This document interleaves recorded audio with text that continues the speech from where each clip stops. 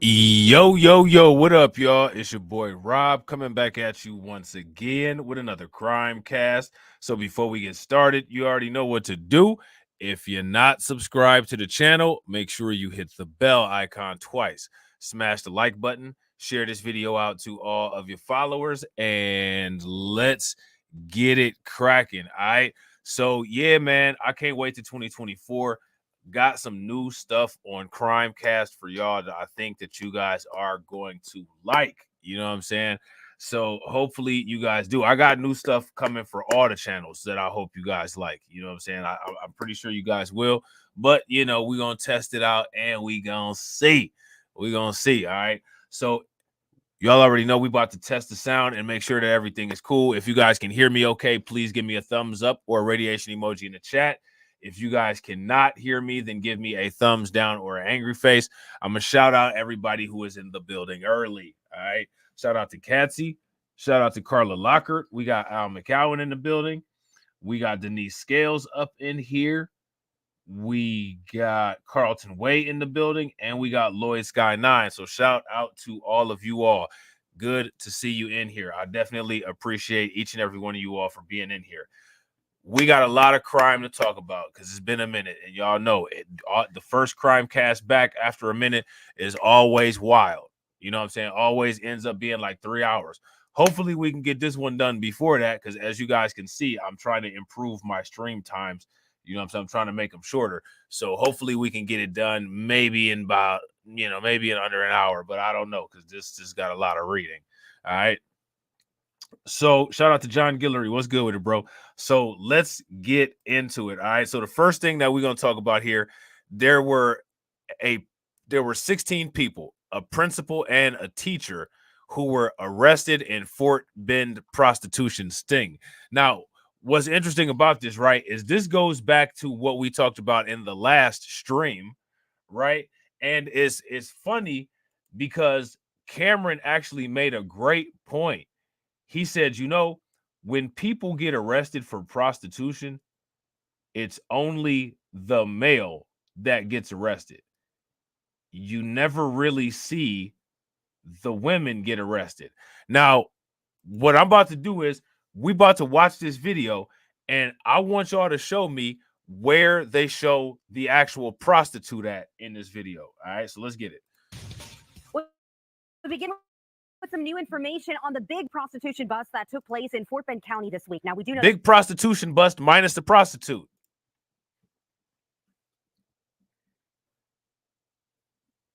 Y'all notice that? There was a big prostitution bust, but yet on all of these mugshots, there's no prostitute.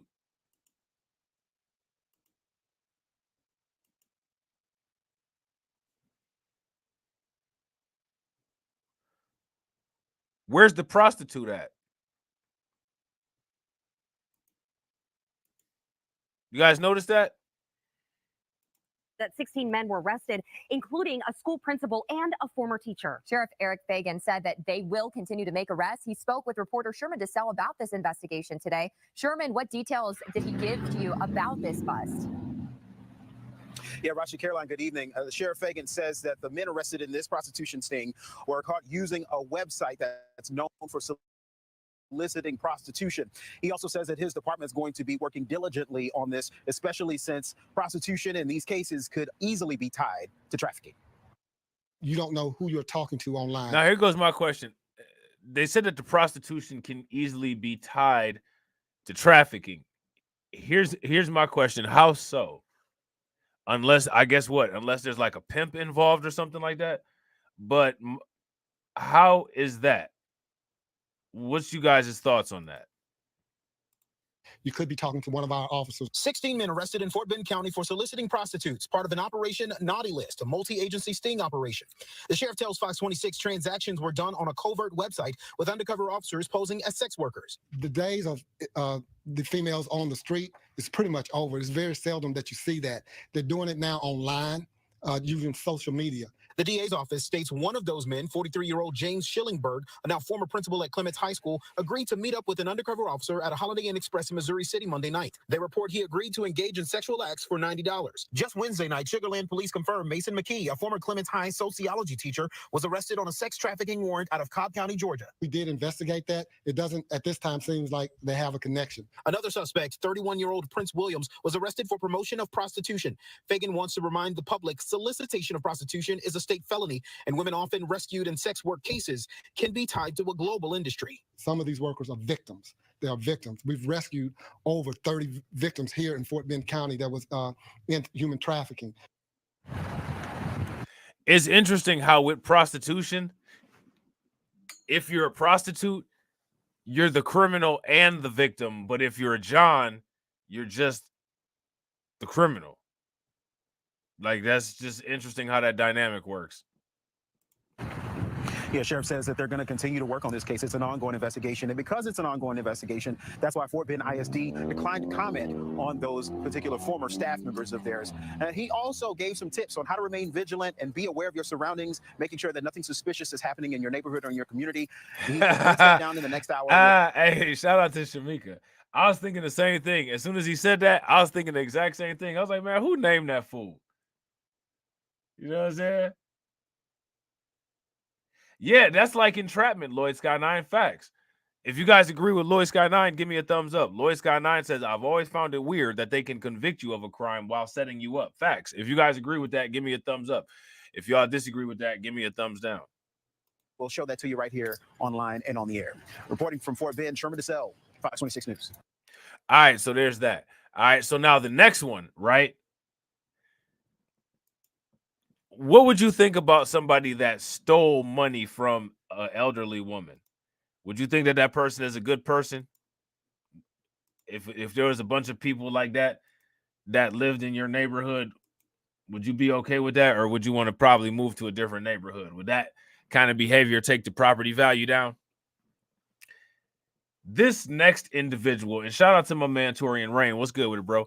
This next individual here is a bank teller who is guilty of taking $180,000 from an 86-year-old woman who considered her like a daughter. Now, I wonder if her actual daughter would do some shiesty stuff like this. Look at that smile. You know what I'm saying? That's the smile that'll take $180,000 from out your bank account. Cecilia, hope you got the money. Brown is this woman's name. Right now, for a bank teller on the run, accused of stealing all of an elderly woman's money. The employee allegedly drained the woman's account to less than $2 and took almost $200,000. ABC 13's Giovanni Ligi is live in the newsroom for us tonight. Damn, man. Never trust a big head and a smile. That girl is poison. She's dangerous. She took it right out of your account. Oh, man. Oh, man, that girl is poison. ABC 13's Giovanni Ligi is live in the newsroom for us tonight, breaking down those court documents. Giovanni? Well, Erica, the bank confirms that the employee is no longer with them and that they are working and cooperating with law enforcement. But those court documents lay out how this 86-year-old was arguably blindsided by somebody she thought she could trust. Houston police are on the search for 29-year-old Cecilia. Hold on real quick, y'all. I'm gonna let me see. Yeah, there we go. I'm gonna take this closed captioning off so you guys can see the pictures.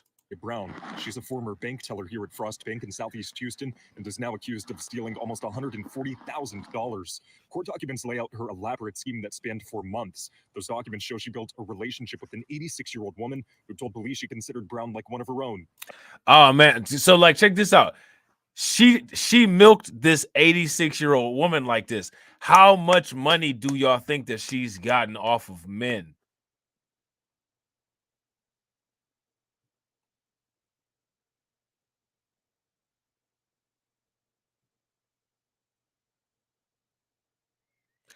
How much money do y'all think that she's gotten off of men? She swindled this old lady. Probably took her for all of her Social Security, all of her pension. You know what I'm saying? A daughter. This year, between February and June, Brown withdrew almost 140 grand. And here's how her former supervisor at the bank says she did it. Brown would allegedly go into the vault room and take stacks of cash. They accuse her of then hiding it under papers when no one was looking. She would then walk back to the teller counter and put it underneath. They say she would then walk out of the bank with the cash stuffed inside of boxes, sometimes tens of thousands of dollars at a time. But she was caught when the 86-year-old got a letter in the mail saying her IRA account had been drained to just $1.50. An investigation was conducted, and at the time, Brown was placed on administrative leave. And we did try and find Brown to speak with her. We weren't able to do so, but she does have a warrant out for her arrest. And tonight, Frost Bank confirms that they have repaid the 86-year-old all of the money that was taken. So they haven't caught this woman yet. They say that they got a warrant out for her arrest, but they haven't got her yet. Frost Bank confirms that they have repaid the 86-year-old all of the money that was taken. Erica. Giovanni, this really seems like it was an elaborate scheme. How can people make sure this doesn't happen to them? Yeah, well, Erica, there's a number of things you can do. One of the most important just by watching and making sure you know what's coming in and out of your bank account. But this is common for elderly people to be targeted, which is why they're often targeted once again. And there's a couple of things that you can do. Once again, we'll have those on our website. All right, y'all. So what we got next? Is some very ratchet, raunchy Airbnb behavior popping off, man. Ratchet, raunchy Airbnb behavior popping off, man. I don't know what's going on with these people, but what we got in this next story is there's this condo development in Houston, and they're upset because it's just been noisy. It's been crazy. There's been a lot of late night activity and violence. And the straw that broke the camel's back was at one point when undesirable guests were on the balcony bumping uglies. That just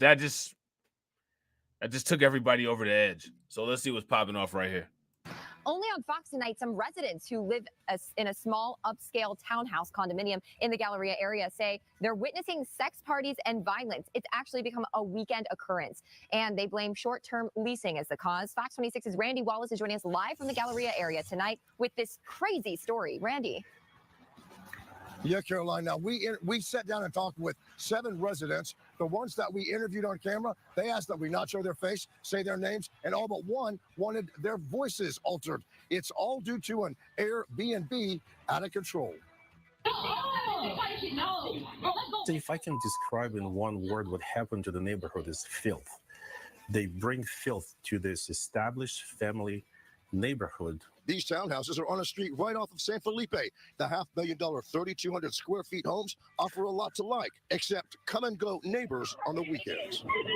2 individuals decided to engage into some adult activities right there, right in front of us. Residents say their driveways are routinely blocked by gun-toting pot smokers. Complaining could get you killed. Exactly. Even doing this is making me scared for me and my family. I shouldn't be so. What did you think when you saw the sex act on the balcony?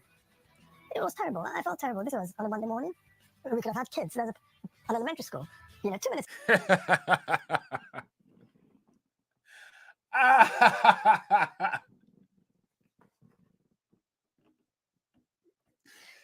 Oh man, what do y'all think about this, man? What's up with these Airbnbs? Away from us. There are acts of violence. There are multiple police reports. There are acts of indecency. Residents have sent more than 87 emails to HPD since June. Many of us have called 311 and HPD from 10 p.m. to 5 a.m. in the hope to have cops help us to end this nightmare permanently. Has the nightmare ended? No. Is it worse? Yes. It's kind of destroyed my morale in being in this neighborhood. Now, we reached out to the person we believe owns the condo. We've yet to get a response. Now, frustrated.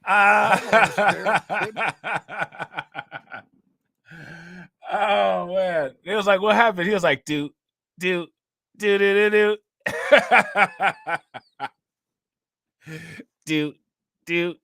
Do-do-do-do.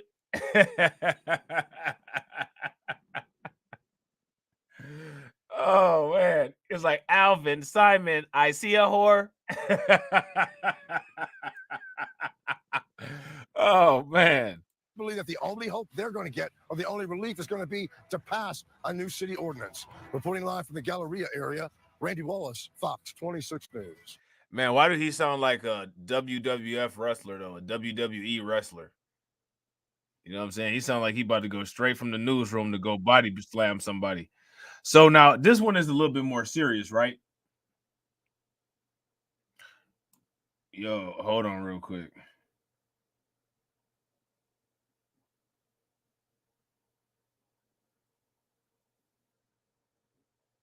The hell? Yeah, we're about to look at this here. We're about to look at that there. Real quick, ladies and gentlemen, if you guys have not smashed that like button, please take a moment and smash that like button. Also, if you guys have not hit that bell, please take a moment and hit that bell. Now, this is interesting. Yeah, we about to definitely check this out. This some Tory. This next thing that we about to take a look at. This is some Tory and Rain style stuff. This is some Tory and Rain style stuff. So we're gonna definitely check this out. So this next story is about road rage. Okay. And what ended up happening was this individual got shot in the side of his head and survived during a road rage incident. All right, so we're gonna check this out real quick. Let's get it. Another road rage incident. This one is happening in North Harris County. Now, tonight, a man is recovering in the hospital after being shot in the side of his head. I spoke with the victim, who's in a lot of pain right now and hoping the shooter is taken off the roads. Road rage ain't that serious, man. It's really not. 36-year-old Arthur Luna Jr. was on his way to work around 5 Thursday morning on I-45 north from Conroe.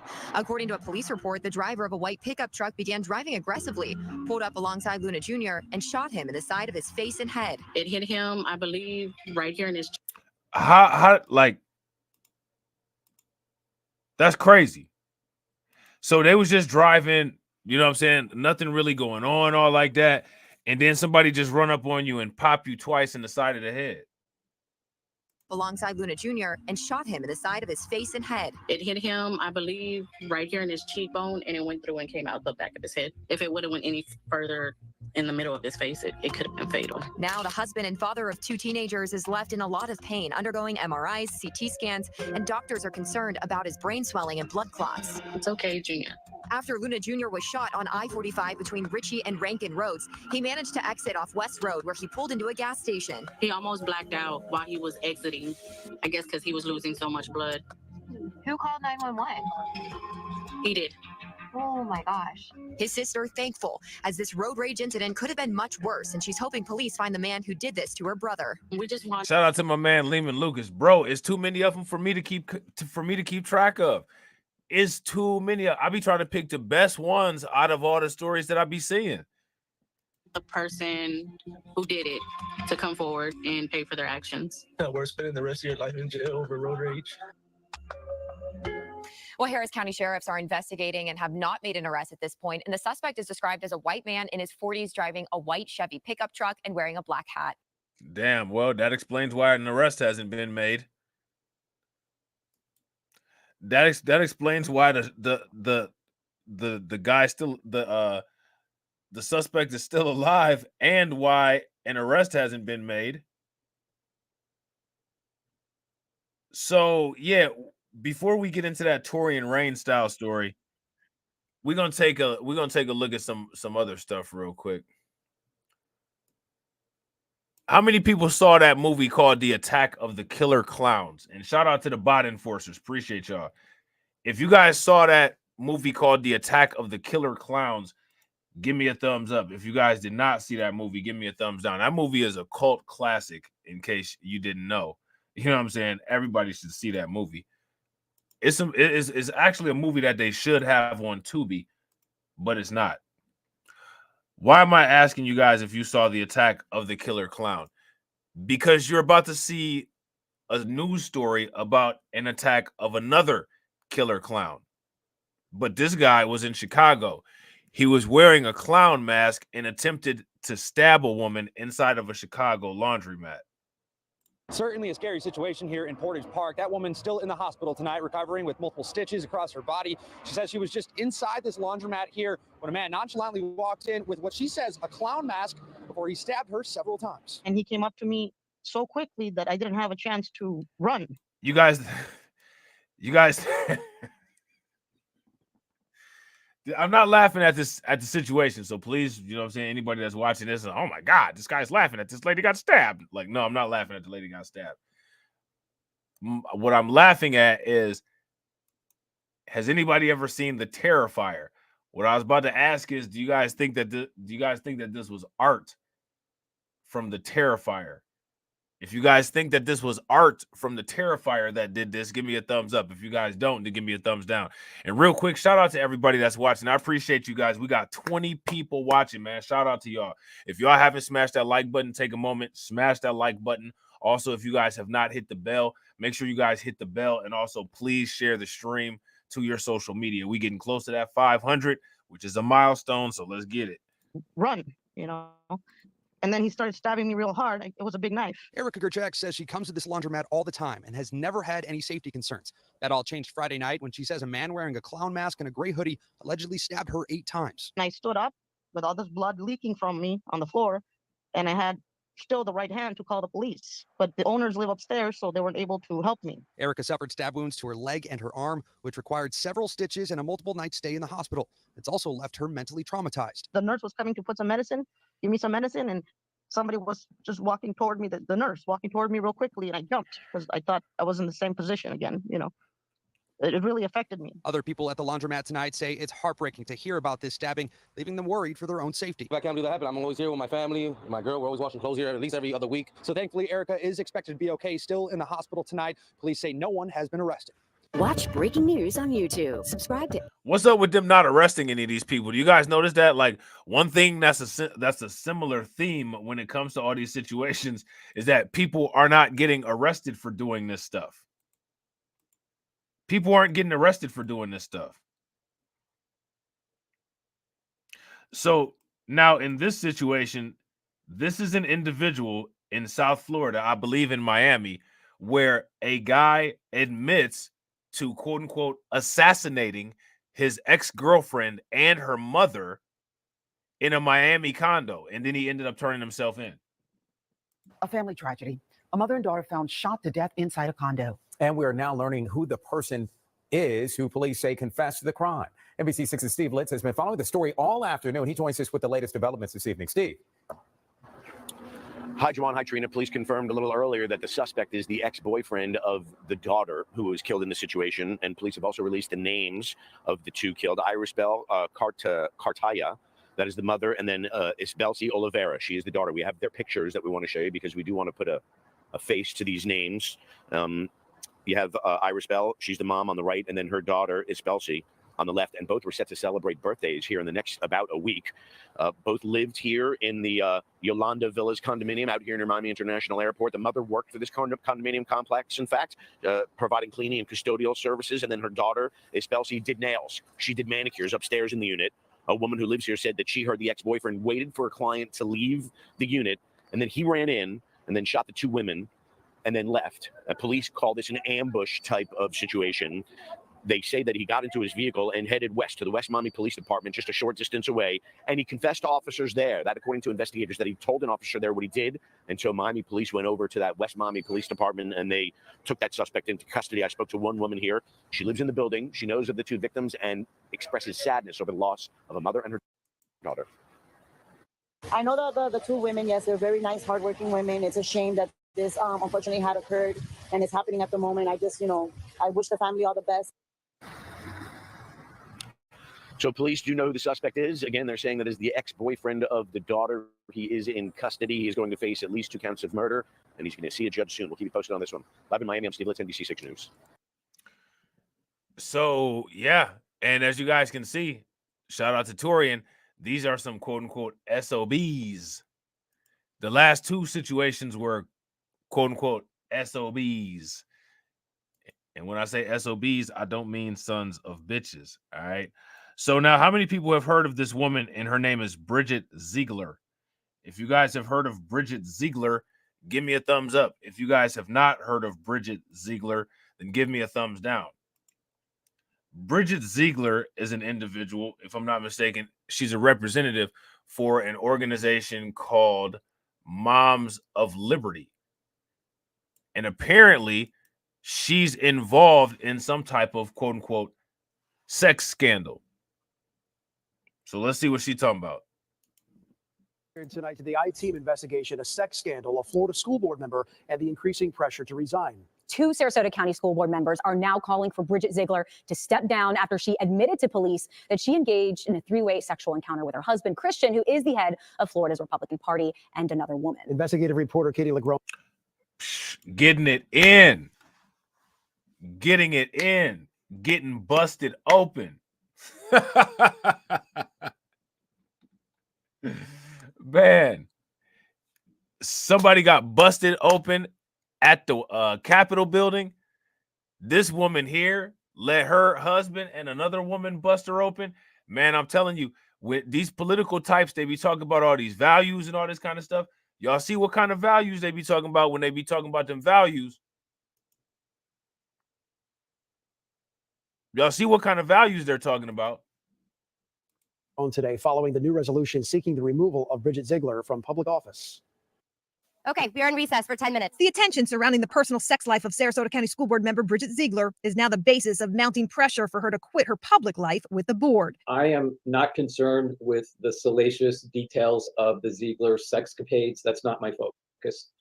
My focus as an elected official overseeing student outcomes and academic achievement is to remove the distraction as quickly as possible and get back to the business at hand. Tom Edwards, one of 2 Sarasota County School Board members, calling for Ziegler to step down after a police investigation revealed the Moms for Liberty co-founder had consensual 3-way sex with her husband and another woman just over a year ago, according to police records. That woman now accusing Ziegler's husband, GOP party chair Christian Ziegler, of rape. We have so many people that are just frustrated and want to reset and focus on education, and that's what we're going to get. Ziegler, who was first appointed to Sarasota School Board in 2014 by then.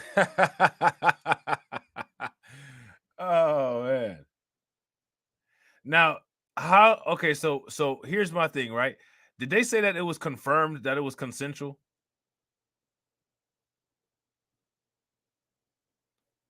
Did you guys happen to catch that?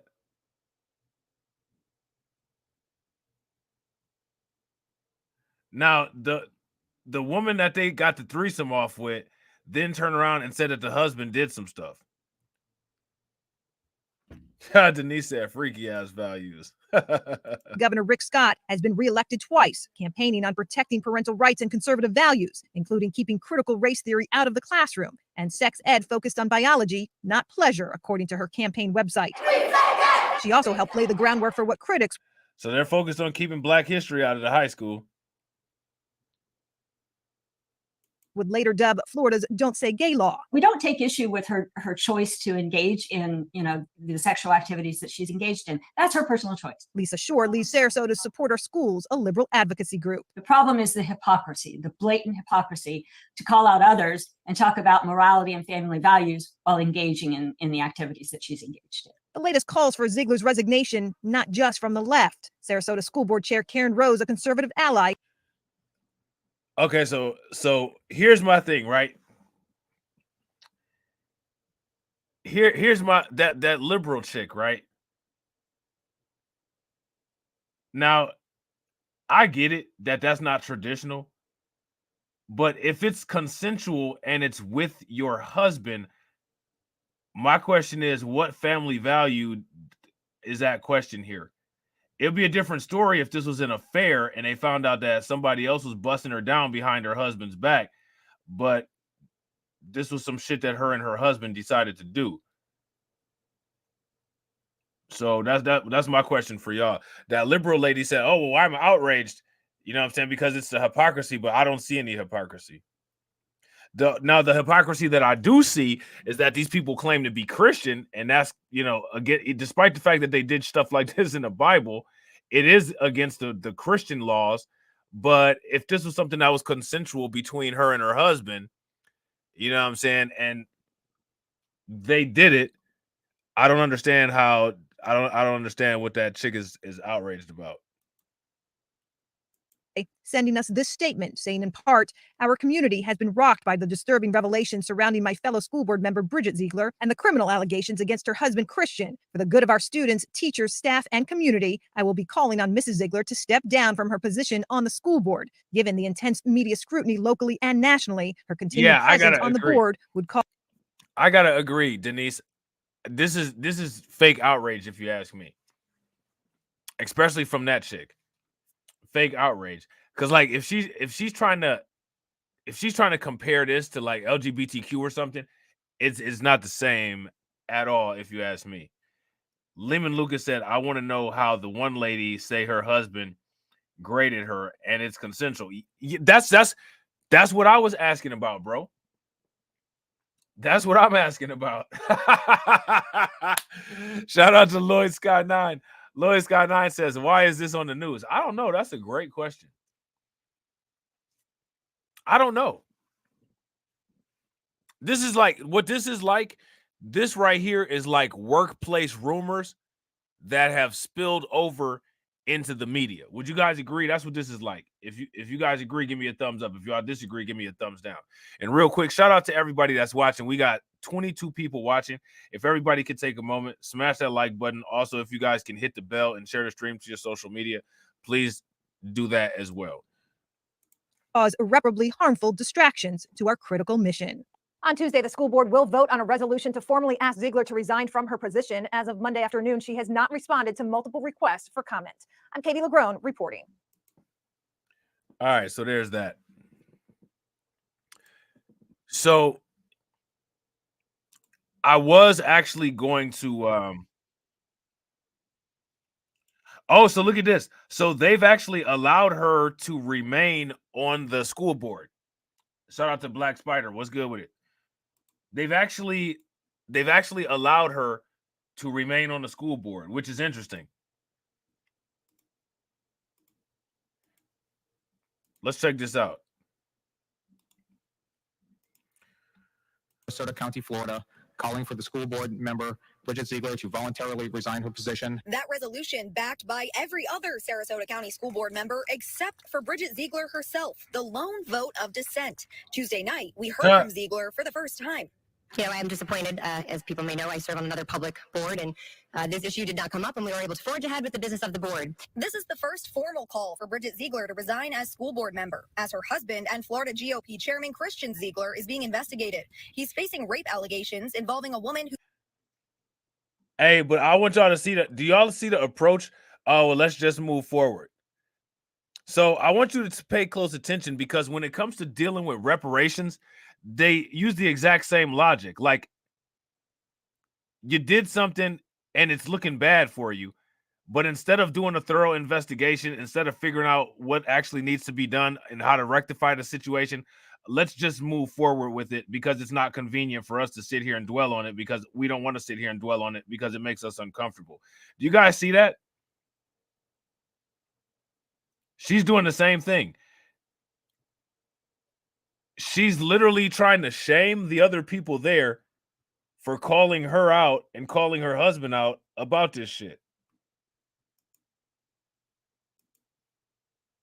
who Christian and Bridget Ziegler admitted to having a relationship with, according to a police search warrant. Bridget hasn't been named in her husband's criminal investigation. At Tuesday night's school board meeting, she faced a crowd of people calling on her to step down. The blatant hypocrisy of Mrs. Ziegler and how it reflects on the credibility of this board is a significant concern to this community. Shout out to Hurricane Dozens of IQ. people What's good point with to it, bro? Ziegler supporting laws that restrict teaching on sexual orientation and gender identity in schools. They argue that Ziegler, also a co-founder of Moms for Liberty, alien. Now, here go my question. Okay, so they had another woman involved, right? So there was some girl on girl, but she's married, and I'm sure she kind of usually functions as a married woman. I don't know, maybe she doesn't. So again, I don't, this is an activity that she engaged herself in with her husband. So I don't understand how we're comparing this to the entire LGBTQ thing. I don't get that. I don't understand how you can compare teaching kids LGBTQ to some freak shit that you do with your husband on the weekend. I don't get that. Alienated the LGBTQ community while leading a similar lifestyle. Well, if it isn't the consequences of your own actions. Would you guys say that that's a similar lifestyle?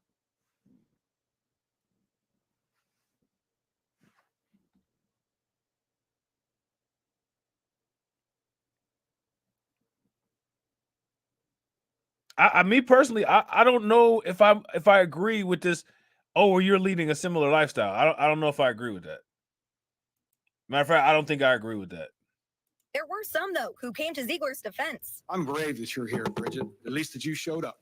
She would work hard for the school board again, I'm pretty sure, if she give her a chance. Despite the vote for Ziegler to resign, the board's attorney explained it merely serves as ceremonial, This board has no ability to remove one of the other members. meaning it'll be up to Ziegler to choose whether or not to step down. So now that's interesting that the vote doesn't matter. What do you guys think about? Have you guys ever seen a process like that where somebody's getting evaluated with a vote like that, and then once the vote goes through, they get to make the decision on whether they step down or not? Like, what? And it's not clear yet whether or not Bridget Ziegler will end up stepping down as a board member. She remained silent after that resolution passed, and that school board meeting just finally wrapped up a few minutes ago. Public comment went on for hours tonight. Live in Sarasota County, Kylie Jones, Fox 13 News. She's not gonna. How many people think that she's gonna step down? If you guys think that she's gonna step down, give me a thumbs up. If you guys don't think that she's gonna step down, give me a thumbs down. I don't think that she's gonna step down. I don't think that she's gonna step down. I don't think that she cares. I don't think she even feels the need to give any type of explanation. You know what I'm saying? I don't know. Now, what would be really interesting is if her husband ends up getting found guilty of the grape.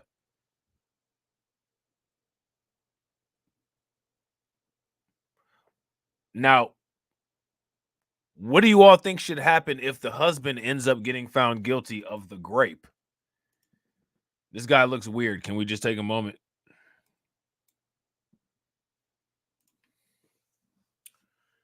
This is one of those. This is. I bet you Shamika got all kind of descriptive things to say about this guy. Let it rip, Shamika. The group Moms for Liberty has established itself as a conservative powerhouse in schools around the country. Its members push for book bans and advocate against any discussion of gender or sexuality as critical race theory in classrooms. The group has been embraced by Ron DeSantis, but it's also faced an intense amount of criticism for, among other things, the group's stance on LGBTQ issues in schools. Now, a co-founder of Moms for Liberty is caught up in a sex scandal involving sex with another woman. CNN's Carlos Suarez has the story. Having sex with another woman in a threesome with her husband is not the issue. But when you claim the moral high ground and then you attack the moral integrity of others, the blatant hypocrisy of Mrs. Ziegler and how it reflects on the credibility of this board is a significant concern. Rudolph Lusek is talking about this woman, Bridget Ziegler. Know who their candidates are for school board, know where they stand, and hold them accountable. She's a co-founder of the conservative group Moms for Liberty, and on Tuesday was asked to voluntarily resign from the Sarasota County School Board. If you were in support of everyone having, these illicit type of relationships, then that wouldn't matter. Ziegler, a close ally of Florida Governor Ron DeSantis, helped author Florida's parental rights and education law, dubbed by critics as the Don't Say Gay bill. It removed discussion of sexual orientation and identity from public schools' curriculum. DeSantis also appointed her to the board that manages Disney's special taxing district. The resolution recommends that Bridget Ziegler immediately take all steps necessary to voluntarily resign. Now, she's under intense criticism for a sex scandal involving her husband, Christian Ziegler, the chair of the Florida Republican Party, and a woman accusing him of rape. According to an affidavit, so the issue here is that they're saying that this woman accused him of rape.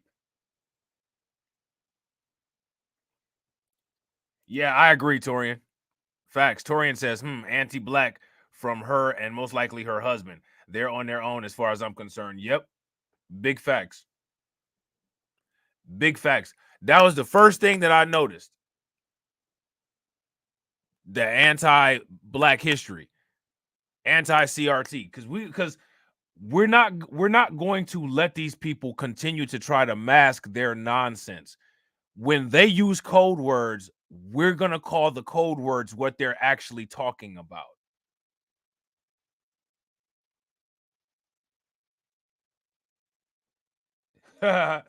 Shout out to Lehman Lucas. Lehman Lucas said, I think I got it. Because she gonna have a threesome, but talk about LGBTQ. Right.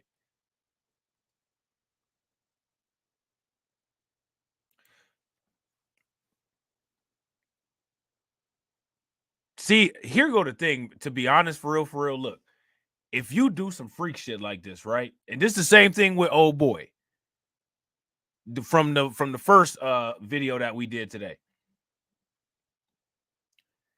When you involve other parties, or when you do weird shit like put it in a contract, or if you're somebody's boss and you're engaging in freak shit with your subordinate, you run the risk of someone going rogue on you. Would you guys agree? Shout out to Brooklyn Queen. What's good with it, Brooklyn Queen? And in both cases here and in that article that we talked about this morning, we saw somebody end up going rogue. And now you got all this publicity. Now, as far as them trying to draw the parallels between the LGBTQ lifestyle and a threesome between a husband and wife and a third party, I think that that's a stretch. But at the same time, it's also a stretch how these people trying to sit up here and act like Black history ain't a real thing. So like Torian said, you're on your own. Woman told police that there was a planned sexual encounter with both Christian and Bridget Ziegler in October. Bridget canceled, leading the other woman to also cancel, but Christian still showed up at the woman's home. Bridget, who hasn't been accused of criminal wrongdoing, admitted the couple. Oh, hold on real quick. So see now, whoa, let's talk about the shade here. The victim and Christian Ziegler agreed to have a sexual encounter that included Christian's wife, Bridget Ziegler, because you're not when you're engaged in this kind of stuff, you're not supposed to do this stuff without your spouse. This kind of activity is only supposed to be done with the consent of your spouse and with your spouse present.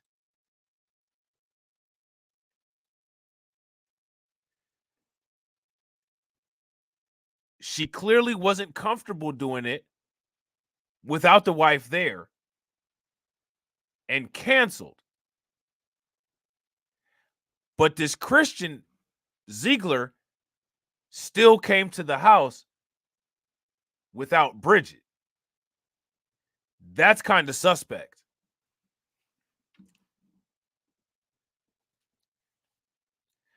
Shout out to Tatum Man. What's good with it, bro? Would you guys agree? Now that's kind of suspect. Other woman to also cancel, but Christian still showed up at the woman's home.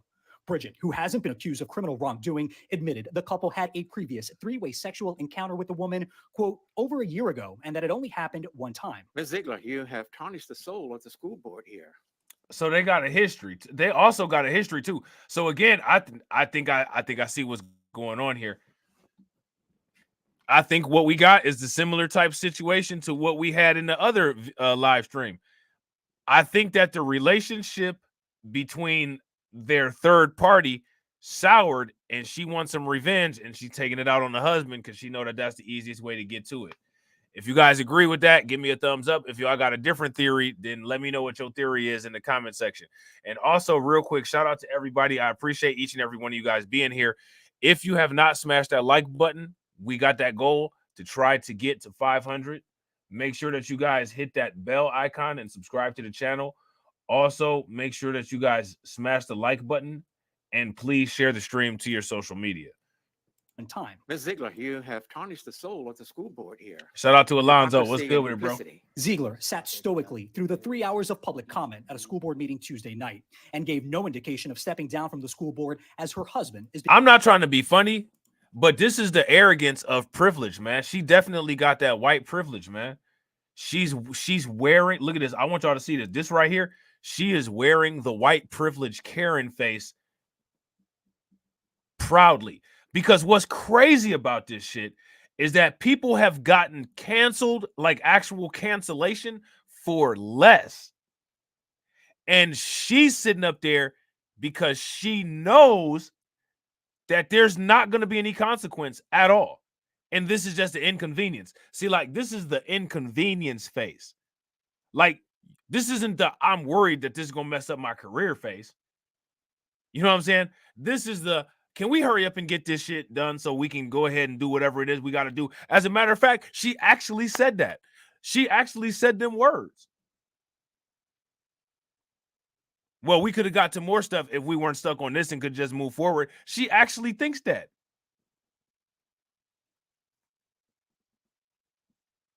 This right here is the arrogance of privilege, that face, because she knows nothing's going to happen. Her career's not in danger.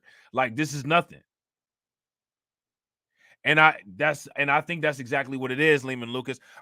The lady wants the husband to herself, and the husband either is trying to navigate around the wife or flat out refused.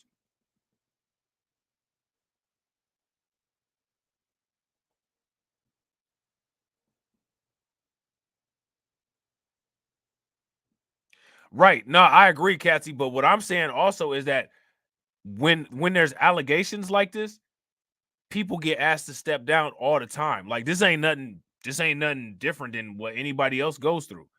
But the thing is that now her husband's got this rape allegation that she's not a part of. You know what I'm saying? And at the end of the day, she gets to make the choice of whether she gets to stay on the board or not. Most people don't get that choice. I've never heard of going at like a review board gets to review you, and then after they've made the votes, you decide whether you want to stay or not. I've never heard of no process like that. That's wild. You know what I'm saying? The fact that this is just like she don't even give a shit is just wild. If this was anybody else, everybody else would be scrambling. They got to worry about shit. They got to worry about possibly losing their job. And honestly, even if she loses her job, Ron DeSantis is just going to give her another one. Ron DeSantis is just going to be like, oh, you know, you're a fallen soldier in the battle of conservatism. Let me go ahead and give you a $500,000 a year job as my personal secretary. And then maybe me and your husband can both fuck you. Like, are you serious? Like, this is some bullshit. You know what I'm saying? They need to do a thorough investigation. And I want to see what the results of the investigation show. What the interesting thing about this is the handling of this shit.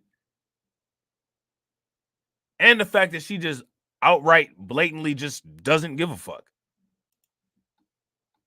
Through the 3 hours of public comment at a school board meeting Tuesday night and gave no indication of stepping down from the school board as her husband is being investigated. As people may know, I serve on another public board, and this issue did not come up, and we were able to forge ahead with the business of the board.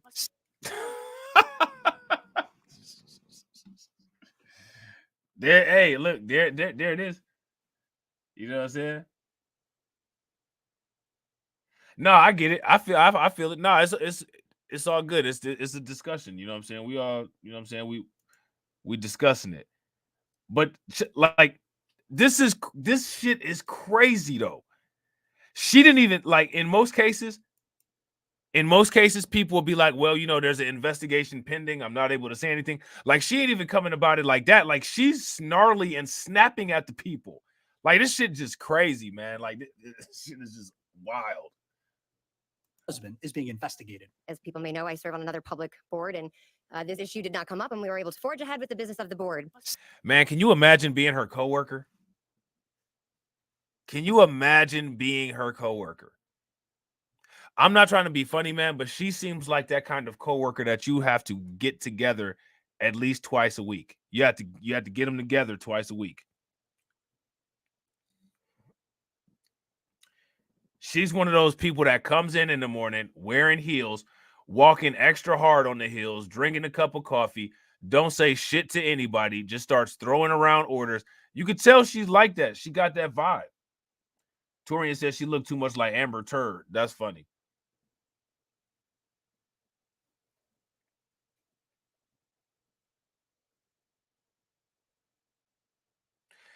Whoever worked with one of those people that like Denise said, make me want to lay hands, not to bless you though. Facts. Whoever worked with one of them people like that, they just think they're more important than they are.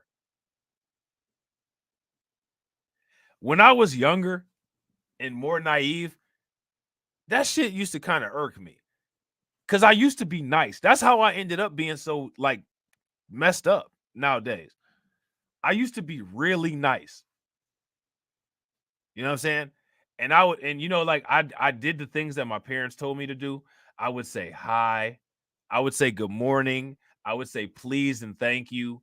And then like when I got into the world, like I was just like, damn, like it's almost like everybody having a contest to be as rude as they can and not reciprocate my niceness.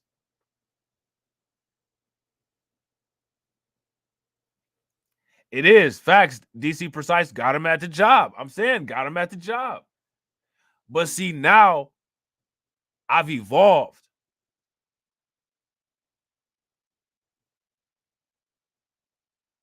And now, like, I'm a damn demon. You know what I'm saying? And like, I don't deal with none of this no more.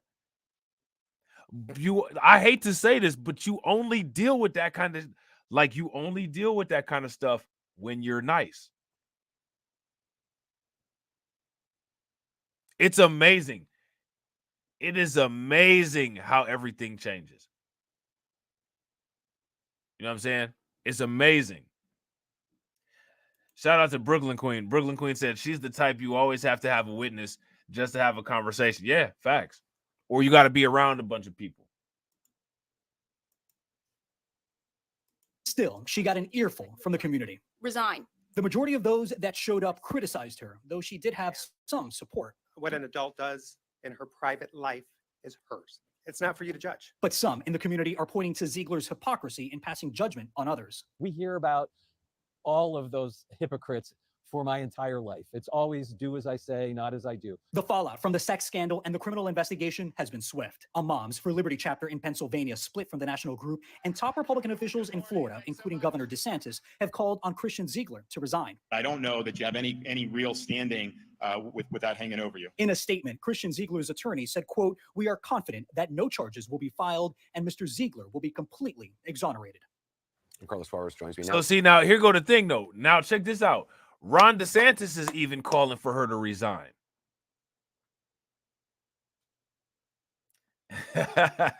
Carlton said he's standing up for her because he wants to smash too. Facts. That cat is a simp. You know what I'm saying?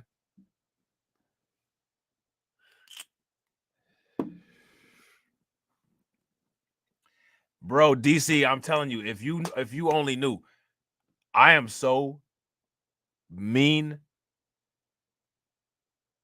to my coworkers. I'm so mean at work. And it'd be hilarious. Now I understand, and I now know why people are mean. The reason why people are mean is because the only way that you can get people to respond appropriately is by, for one, being mean, and for two, people treat you better the more mean you are. I know that sounds crazy, but it's the truth. Shout out to Torian. Torian says, "You so mean. I bet you're surprised how you are even still employed with that job." No, I know how I'm still employed. It's because I'm not the set of skills that I have for the particular job that I work is extremely rare and very difficult to find. If they could possibly replace me, they would replace me in 2 seconds if they could, but they can't. I remind them of that shit all the time too. I remind them of that shit all the time. I mean, if you got something better, I tell them that shit. If you got somebody better, bring them. You know what I'm saying? Just let me know before you do, so I don't wake up early that day. You know what I'm saying? I know that I got my job because they can't do that shit. They can't do it. They can't do any of the skills that I can do. Not even they can't do them incompetently. They can't do them at all. It's a non-starter. You know what I'm saying? So, and on top of it, I tried them. I was like, for a minute, I was like, all right, cool. Bounced up out of there. They called me back and increased my pay. When I've asked for a raise before at other places that I work, when I would ask because I didn't get a evaluation after 90 days or after a year or something like that, they never gave it to me. I told these motherfuckers to stick it where the sun don't shine, and good luck. Got a call back with a higher raise than I've ever asked for. You know what I'm saying? It don't make any sense. It's a shame that you got to deal with people like that. It's such a shame. But I've become accustomed to it now, and as bad as it sounds, I actually enjoy it. Oh, so what's the next step? Where does it go from here? Well, Anderson, the school board doesn't have the authority to remove Bridget Ziegler. Only Governor Ron DeSantis can. And so far, the governor has not called on her to step aside. Yeah. As for Christian Ziegler, the executive... Which is crazy, because that's what I've come to realize. I've come to realize that the reason why I was having such a hard time in the world is because I had a loving, good family that had a healthy relationship, and most of the people that I'm coming in contact with are products of abusive relationships. So I had to change everything about myself to understand how to interact with people like that. You know what I'm saying? Torian said, "What's the meanest thing that you've ever said or done to a coworker?" You don't open up the door. Now, bro, you don't even want to know. It's been pretty bad. You know what I'm saying? It's been pretty bad. So some stuff, like, I can, I can say it I can say some stuff in the Discord, but I probably wouldn't say some of the stuff, you know what I'm saying, like right out on YouTube. But yeah, it's been pretty bad. You know what I'm saying? Now one thing that I do habitually, especially like dealing with new people, I don't teach new people everything. It's always about 5, like out of maybe like 70 things, it's always about between 5 and 10 things that I don't show them. And the reason why I don't show them is for job security.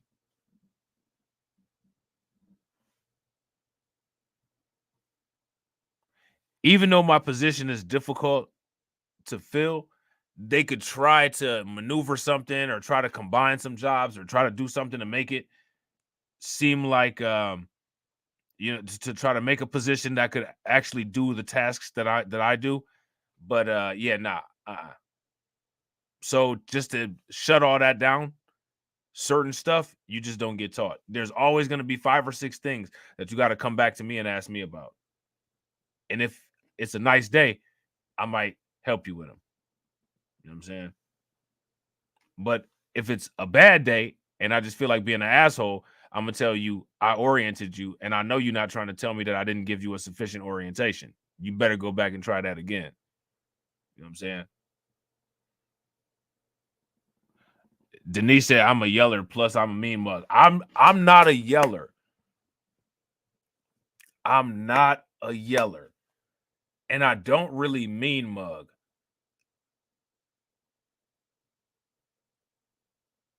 I don't even know how to describe myself, but it works. I don't even know how to describe what I'll be doing, but that shit works.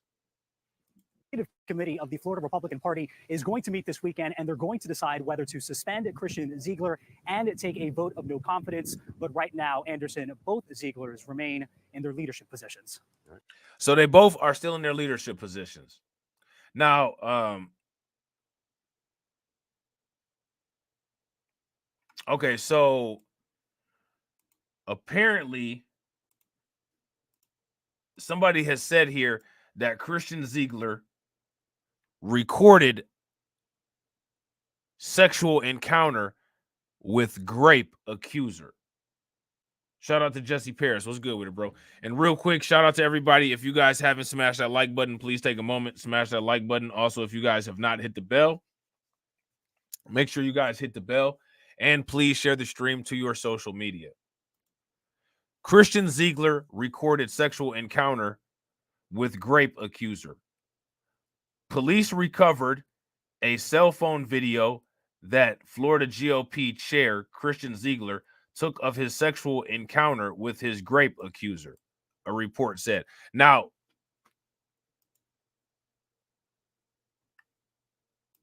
what does it show? Is the question. I forgot on patch they got this coding that's messed up here.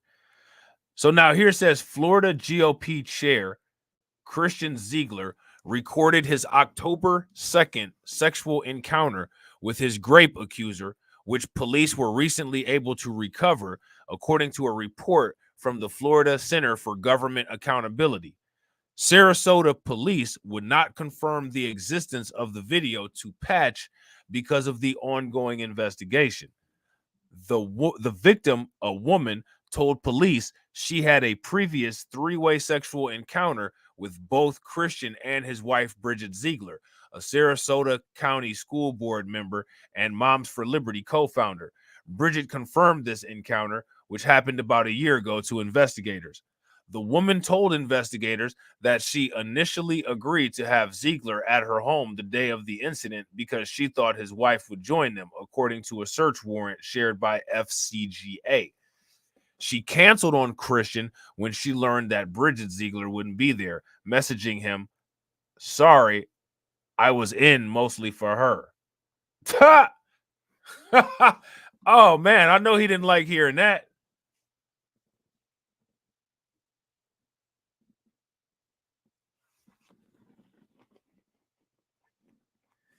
Man, I bet you he did not like hearing. No dude that thinks that they about to get their rocks off in a threesome wants to hear that. Damn. Oh, man. Oh, I bet you he was mad as hell. Oh, he big mad. She crushed his dreams. So now here says the victim said that Christian Ziegler showed up at her house anyway, entered her home, and had sex with her without a condom.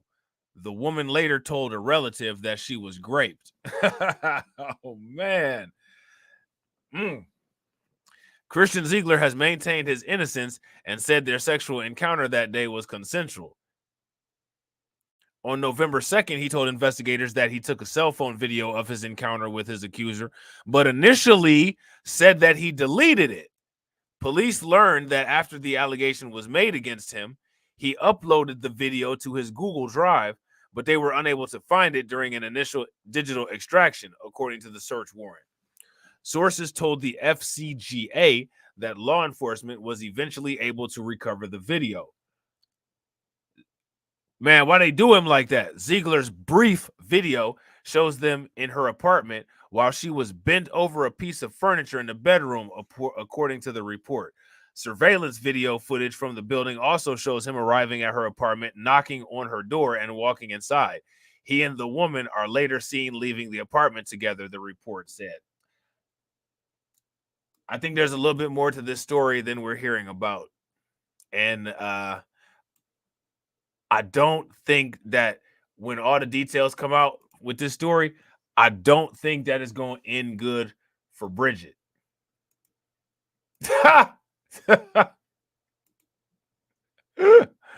Oh man, what do you guys think?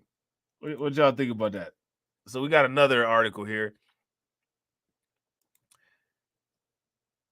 Let me see.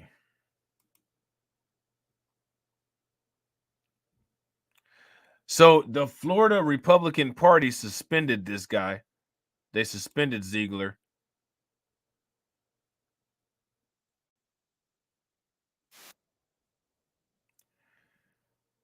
We're going to take a look at this video real quick.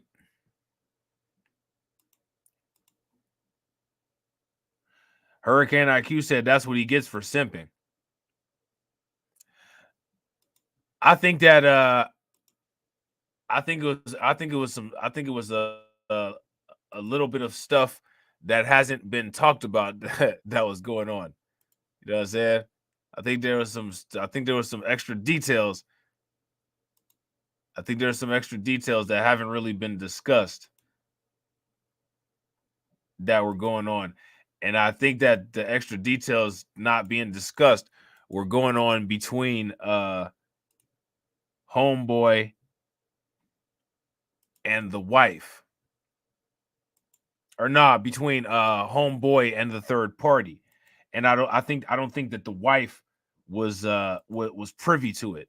I think that Christian Ziegler and the third party were actually like feeling each other a little bit too much.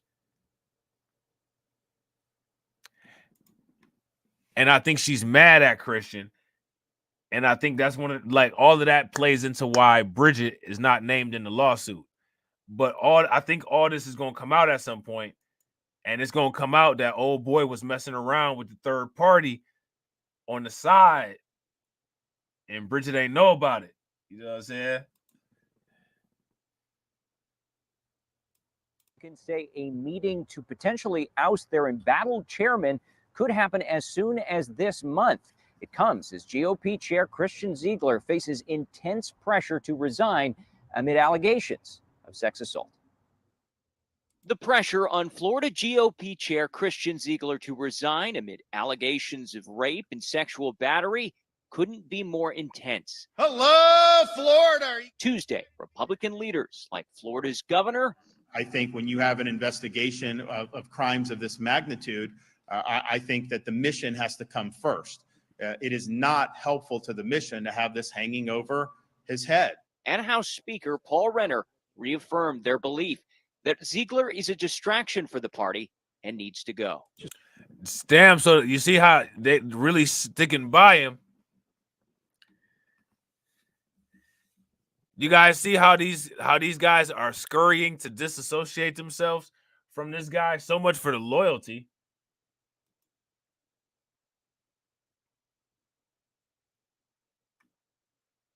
We got to hurry up and get away from this.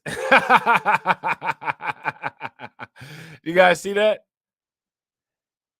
We got to hurry up and we got to hurry up and get away from this. We got to distance ourselves from this. Just a function of, do you have the time to fully devote yourself to the party and give your best efforts? And the answer for anyone, not just Christian, but for anyone, is no. Florida Democrats also adding more fuel to the fire Tuesday. We have one message for Christian Ziegler: resign. Holding yet another press call to push Ziegler out the door and taking a swing at the governor while they were at it. Less than a year ago, Ron DeSantis was the most powerful political force that Florida had seen in decades. And now he can't even get his embattled party chair to resign. Oh, I already know, bro. I always be saying that. I always say that. When people be like, look at how they be on code, I'd be like, they're not on code, dude. You know what I'm saying? I say that all the time. You know what I'm saying? Shout out to Turian. Turian says, Rob, they aren't as loyal to each other as we think. Remember, they didn't purchase Kyle Rittenhouse's book. They only come together to degrade us. That's as far as their code goes. Exactly. I be saying that all the time, bro. Literally, the only glue that holds any of the nonsense together is putting the focus on us. If we just vanished into thin air, literally everything would fall apart for them in less than 24 hours.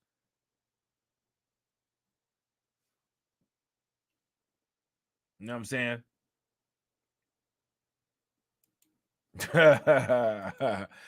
Lehman Lucas said, "Damn, her nose is huge. Who the F is that? I don't know. But I guarantee you she smells what The Rock is cooking. You know what I'm saying?" To date, Sarasota authorities investigating the potential crimes have yet to file charges. And in an email to Republicans over the weekend, Ziegler maintained innocence.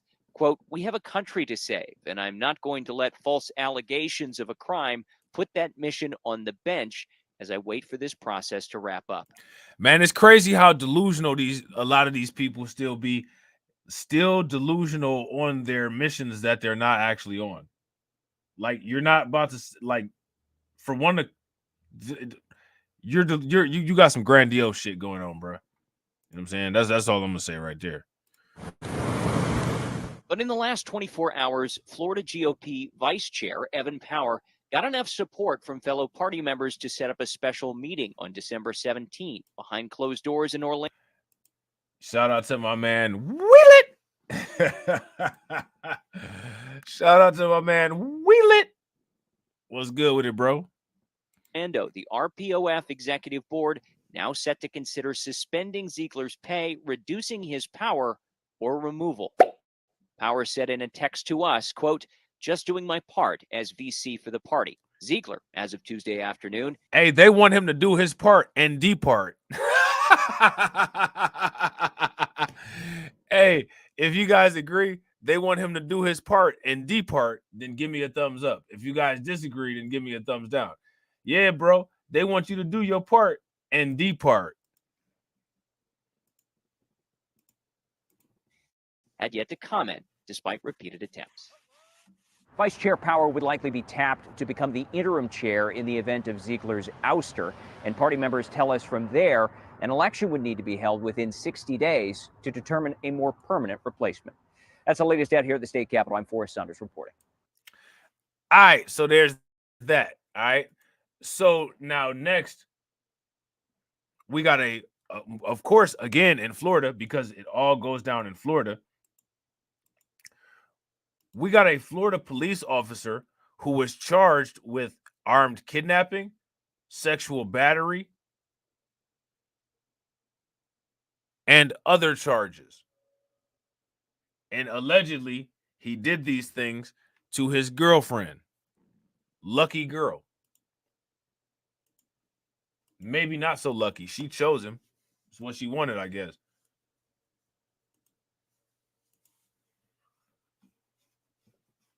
So there's that. An argument between a South Florida police officer and his ex-girlfriend escalated to violence on Wednesday, Miami-Dade police said. An officer faces armed kidnapping and armed sexual battery charges after an argument with an ex-girlfriend escalated to violence on Wednesday afternoon, according to the Miami-Dade Police Department. Miguel Lomelli, who is 32 of Cutler Bay, was also charged with burglary, with assault, and or battery while armed, according to his arrest affidavit. He was arrested on Wednesday night at the Miami-Dade Police Headquarters in Doral. During an argument with the victim outside her home in Homestead around 1:30 p.m., Lomelli grabbed her and brought her inside the home, where he sexually assaulted her, police said.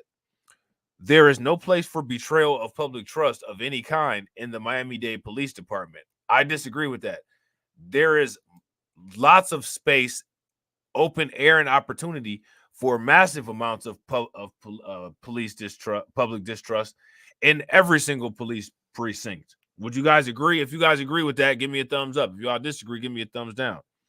The allegations of misconduct by one of my officers is extremely troubling, and immediate action has been taken to hold the officer accountable, Stephanie V. Daniels, MDPD director, said. The integrity of our police department is of the utmost importance. Oh my God, how many times have we heard this? And we must continue to act with the highest of standards in order to safeguard the trust of all in Miami. The only problem is that didn't happen and something failed already. You have to, why don't they ever come with this statement while they're doing everything right? Do you guys notice that the only time you get this profession of some type of pledge to ethics and morality is when something has been exposed. Do you guys notice that? That is the only time you get this pledge of loyalty to public service from the police department, is when something has been done wrong. When everything is going right, you don't hear a damn thing. Y'all notice that? You don't hear a damn thing. I will not allow this badge to be tarnished by anyone. It's too late.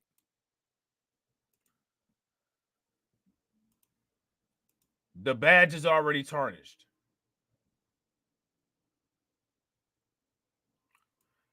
Now, I got a question for y'all. How many people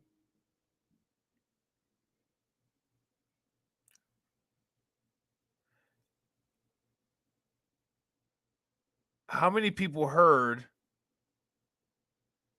about this dad who deleted 3 kids in the bathtub?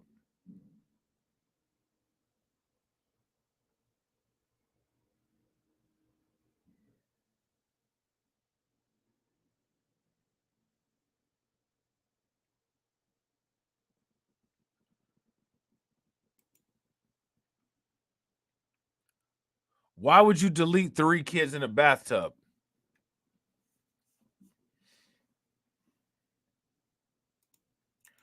That's my question for you guys. Why would anybody do that? Why would somebody do something so horrible? There you go. Dad who drowned 3 young kids in bathtub pleads guilty.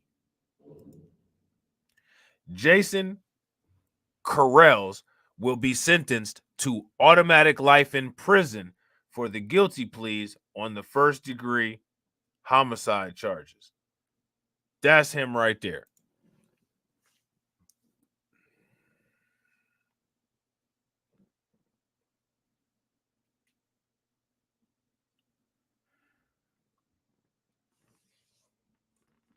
That's him right there. A 36-year-old Round Lake Beach man has pleaded guilty. But mentally ill.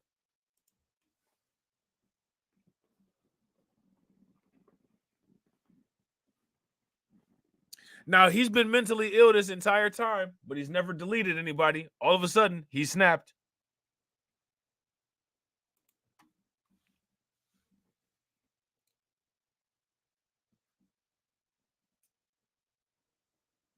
Anytime anybody uses any of these mental illness defenses or anything like that, what people need to start asking is, what has that individual been doing with their mental illness? What has the pattern been? What has the pattern shown? If the pattern does not show that this individual has been violent, then there's absolutely no reason why, for one, anybody should give any kind of special consideration to that quote unquote false mental illness diagnosis. Because most times when these people claim that they're mentally ill, these diagnoses are not coming from a physician.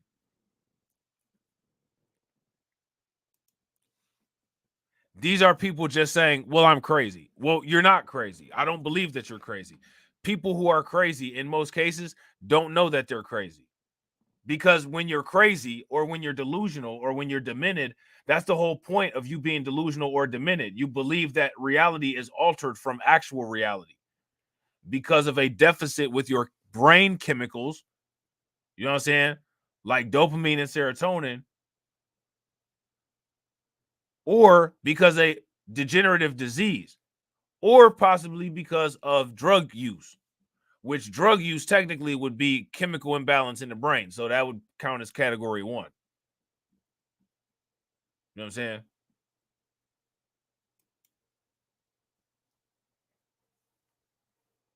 So now it says a 36-year-old Round Lake Beach man has pleaded guilty but mentally ill to drowning his 3 young children last year, and then leaving a note for his estranged wife that read, "If I can't have them, you can't either." What kind of All I'm finna ask, where Torian at? Take it away, Torian, because I know what you finna say. Exactly, Black Spider. Facts. That's what I was getting at. Black Spider said, he said if he couldn't have them, no one can. We was talking about that on Reacts. Facts. Super facts. Jason Carnels will receive an automatic sentence of natural life in prison without the possibility of parole when he is sentenced in February, Lake County Circuit Court, prosecutor said on Friday. He drowned his 3 kids, Brian Carrolls, Cassidy Carrolls, and Gideon Carrolls, in the bathtub of his home in the 200 block of East Camden Avenue in Round Lake Beach in June of 2022. Okay. So there's that. Pretty crazy, right? So now, you guys heard that song, The Wheels on the Bus Go Round and Round? That's a good question, Katsy. I wish I knew. Why do you guys think that they're not seeking the death penalty on that?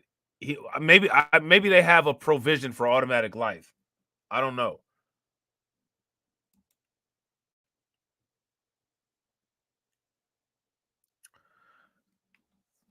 School bus driver accused of graping students on bus in high school parking lot.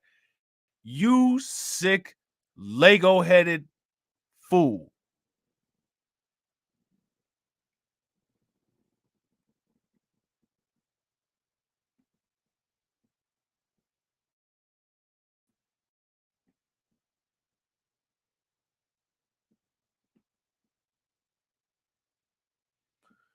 You sick, Lego-headed fool.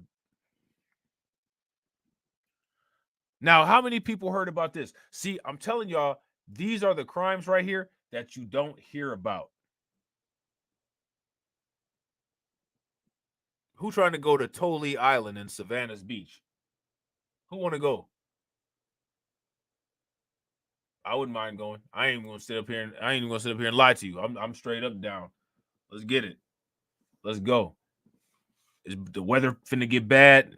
Let's do it. So now here it says a school bus driver in New York has been identified for allegedly graping and kidnapping a student who used to ride his bus, who used his bus route. Giovanni Campos, who is 50, worked for the private cheese bus company and picked up an alleged victim, a teenage girl, from January through July. Now, this is weird. This is a weird ass name. This is a Pizzagate company name. Shout out to David Brown.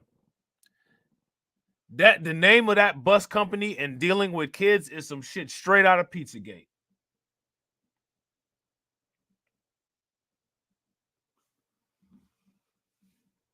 You know what I'm saying? According to the Nassau County District Attorney on Long Island, the defendant graped the child multiple times, including in a parking lot while still on the bus. The defendant also transported the teenager to his apartment in Jamaica, Queens, to engage in sexual acts with her. Campos was arrested on September 28th and arraigned last Thursday on charges of kidnapping, grape, reckless endangerment, and 2 counts of criminal sex act. What y'all think about that?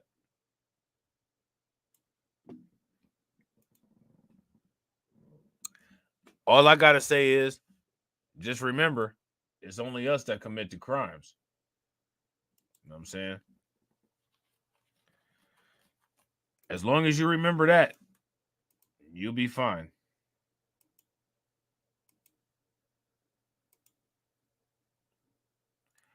You will definitely be fine.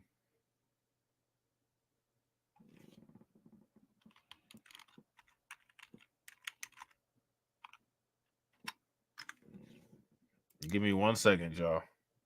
Real quick while I'm doing this, if you guys have not smashed that like button, please take a moment. Make sure you guys smash that like button. Also, if you guys have not hit the bell, make sure that you guys hit the bell and share the stream to your social media.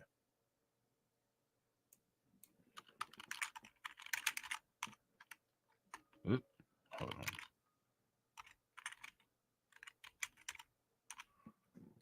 Oh, man, what the hell? All right, there we go. All right, bet. All right, so now, what else we got? Got some bad news here. UK, shout out to the UK, man. I hope my man DJ Elmo is doing good. I haven't seen DJ Elmo in a long time. You know what I'm saying?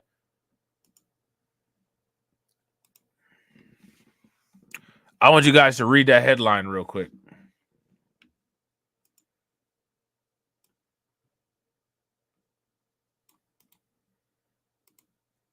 Could you imagine that? Prisoner poured boiling water over vulnerable inmate, then beat and graped him in violent assault. Ouch. That don't sound good. And real quick, shout out to everybody that's in the building. If you guys have not smashed that like button yet, smash it. If you guys have not hit that bell icon twice, hit it twice. If y'all haven't shared the stream to your social media, share the stream. Trying to get that 500 subs. We getting there. We gonna get there. Yeah, that don't sound fun. The victim, now released, has been left with physical and mental scars from the attack. A prisoner who poured boiling water over a vulnerable fellow inmate before beating and graping him has been jailed for 12 years. Robert Reynolds, a prisoner at HMP Winchester, threw boiling water from a kettle at the victim, causing burns to his back and face before punching and kicking him during the attack in July of 2021.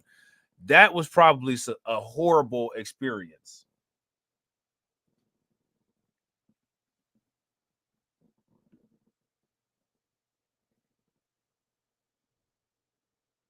That was probably a horrible experience. When that water got on him, he probably said, "Ah!"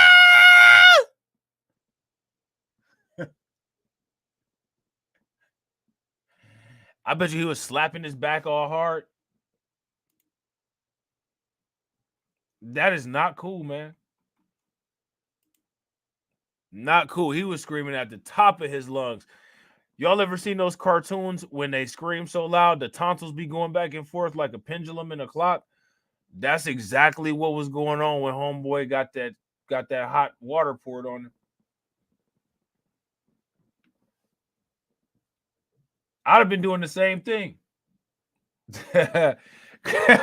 Chris Rock with the rush hour scream, bro. Facts. Bro, screaming like a straight bitch. I would have been screaming like a straight bitch too, though. I'm not even about to front. I'm not sitting up here saying, you know what I'm saying, like, you know, I'm some type of tough guy. So like, yeah, I'm gonna just take this hot water to my back and stare at your ass crazy, nigga. Nah, I'm not saying that. Because I'd have been screaming like a bitch too. That's how I know. And how that water got on my back, bro. Whoever stepped in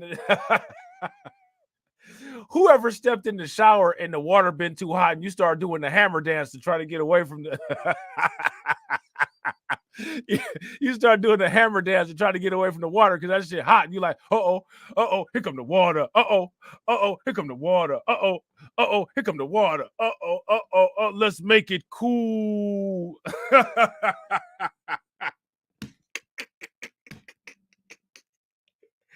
Oh man, I do that shit damn near every time. I start doing the Matrix like Neo. If somebody in the other room and they turn on the water or flush the toilet and that shit get real hot real quick, I feel that first drop of hot water. I'm like, oh shit, in slow motion, bro. I start doing that shit like Agent Smith was shooting bullets at me. I start bending all backwards, trying to get away from all them little drops of hot ass water.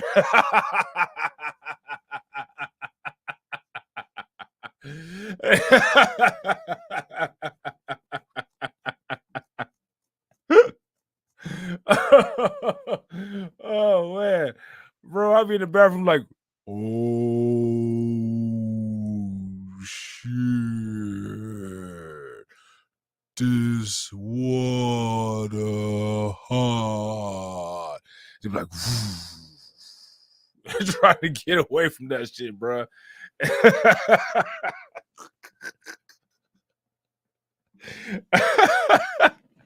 Oh man, it's nothing like getting burnt up in the damn shower, man. That shit is not funny at all. If you know how you know somebody that's a liar, just ask them. You ever got burnt up in the shower? Did you let out some noise? Nah, I took that shit, nigga. You lying. You're not gonna sit there and tell me that water unannounced turned up to the highest motherfucking temperature like some boiling ass tea water and got all down your back and you just stood there and took it. You a damn lie. That's the lie detector right there. Lie detector says that's a lie. You know what I'm saying? That did not happen. You are not the water. You know what I'm saying?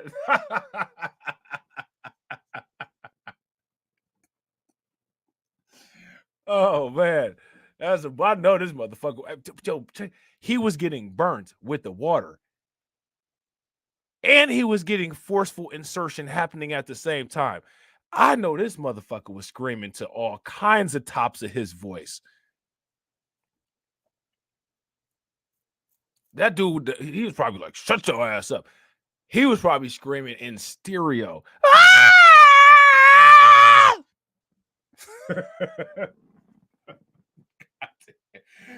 Man, shouldn't nobody ever have to go through nothing like that, man. Damn. You know he about to have all kind of PTSD and everything else, man. That's terrible. So it said he threw the boiling water from a kettle at the victim, causing burns to his back and face before punching and kicking him during the attack. The 29-year-old then graped and sexually assaulted the man who was in his 20s at the time, Salisbury Crown Court heard. The victim was initially treated at the prison before being taken to a specialist burn unit at the hospital. He later reported the incident. Reynolds, now serving time at HMP Bullingdon, was found guilty on Wednesday following a 5-day trial, having denied the grievous bodily harm with intent, 2 counts of rape, and a sexual assault. Police described the victim, who has since been released from prison, as quote-unquote vulnerable, and said he is still affected both physically and mentally by the attack. Detective Harry Wilson said this was a horrific attack on a vulnerable man in prison. While the victim has left prison since, he continues to deal with the physical and mental impact of what happened to him. This was a difficult and long investigation, and I hope this shows that we will work closely with the prison to investigate any criminal offenses that occur there. Man, listen. It don't matter what kind of sugar coat you try to put on that. There is no possible way that you can make that sound endurable. You know what I'm saying? None. That boy messed up for life. Facts, Dave. Big facts. Yeah, sadistic jailhouse stuff. Big facts, Lloyd. So next we got your boy Sheriff Grady Judd. And we're gonna see what he talking about.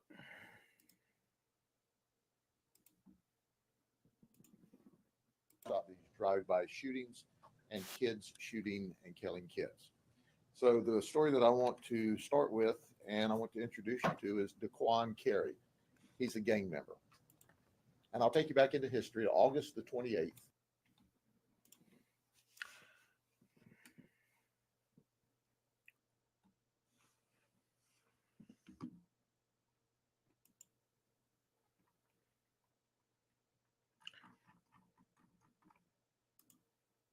I haven't said anything yet because I'm still trying to figure out what to say.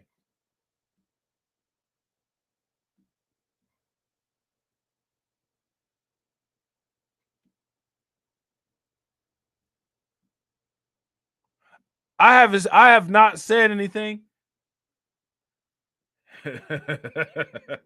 Yeah, I have not said anything. God damn it. I'm not even about to say nothing. I'm not even saying nothing. Nope. So the story that I want to start with and I want to introduce you to is Daquan Carey. He's a gang member.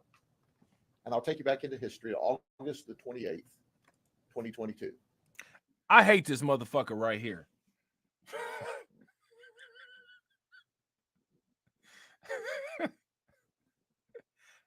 I want to make sure you guys hear me. I hate this motherfucker right here.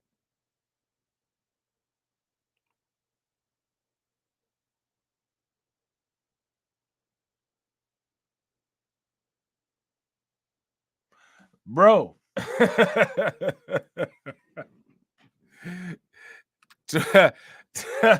Tori and Rain said Kodak Black needs to come get his kid. This motherfucker needs to go back into the damn TV, back into Grand Theft Auto. Nobody told you to walk out of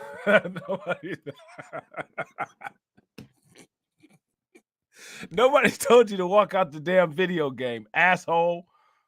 You know what I'm saying?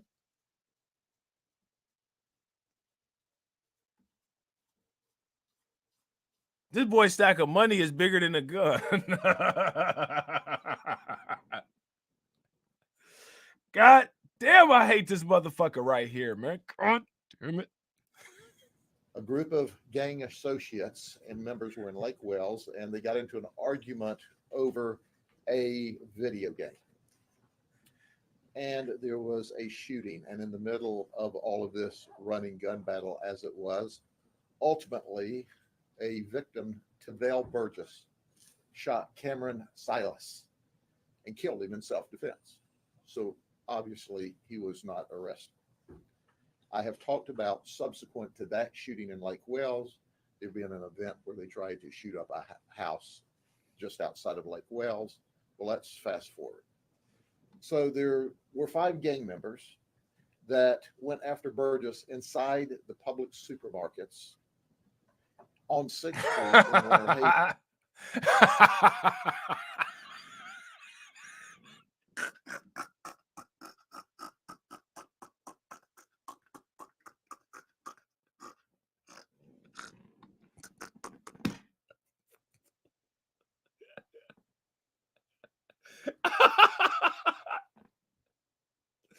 Oh.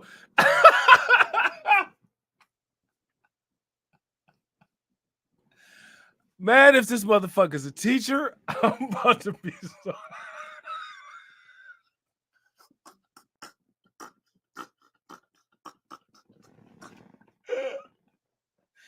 Oh my God, if this dude is a teacher.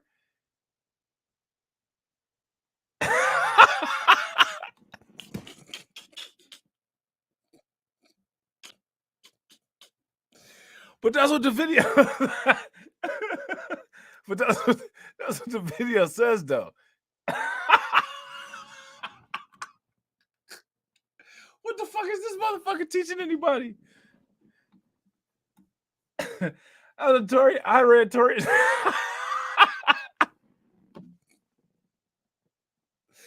read Tori's comment. I started crying, laughing. Tori said, "Wait, is this a teacher? Am I reading?"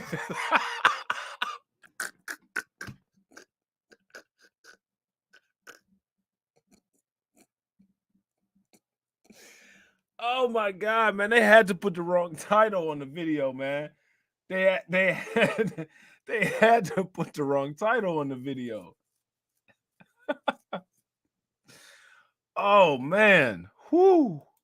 on November the 9th at about 1 o'clock in the afternoon. Well, guess what?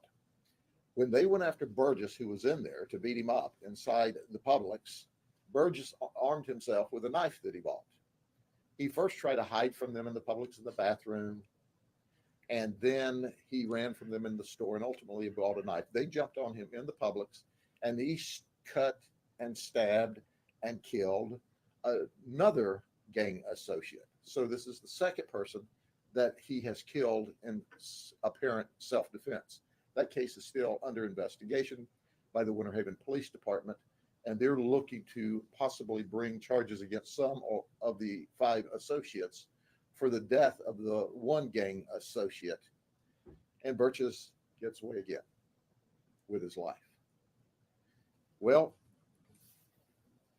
here's the next picture of Burgess, because he's not satisfied with that. So he finds out where, I'm sorry, this is Daquan Carey again, because he's not satisfied, because now Burgess has killed 2 of his friends, this Silas and this other victim inside of the Publix named Demetrius Alexis. So on November the 22nd of this year, just a few days ago, in Waverly, Florida, Daquan drives by Burgess' residence, sees Burgess outside talking to his girlfriend, and does a drive-by shooting with the intent of killing Burgess in retaliation for Burgess's 2 people that he killed in self-defense as a result of gunfights. It's very complicated. But guess what? Daquan misses. And in this particular... Now, here go my question. How can people just live life like that, where you living life on the edge every single damn day, and you got to be worried about the threat of deleting somebody or somebody deleting you, or you always got to keep track and catch up on retaliation? You got to always be ready to ride to make something right. Like, who really wants to deal with that, man? Who wants to live like that? And my question is, why do women love dudes like this so much? I bet you both of these dudes got so many women that it's no women left down there for anybody else. They got so I bet you each of these individuals got 15 baby mamas and 60 side chicks, and it ain't no women left for nobody else.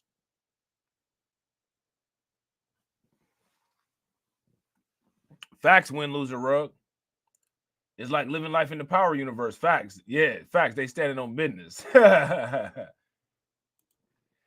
Torian said every time there's a crazy crime in Florida, this guy is always doing the comment. Yeah, he's the I think he's the lead sheriff in Polk County. You know what else I noticed about crime in Florida? Anytime there's one of these kind of crimes, the dudes always have the exact same type of hairstyles. You know what I'm saying? Like in New York City, you know what I'm saying? Like you never know, it'll be a different kind of hairstyle. Sometimes people have cornrows, sometimes people have a fade, sometimes people have dreadlocks. In Florida, they always look like mumble rappers. Always. They look like either mumble or drill rappers all the time. All the time in Florida. There's a couple cases. There was this one case that I was watching. It was an old court. It was an old court trial. And this guy had done some crazy stuff. He was nuts. He was like a criminal version of Russell Westbrook. You know what I'm saying? And he was just wild. He was just wilding out in the courtroom. You know what I'm saying? He had them same type of dreadlocks.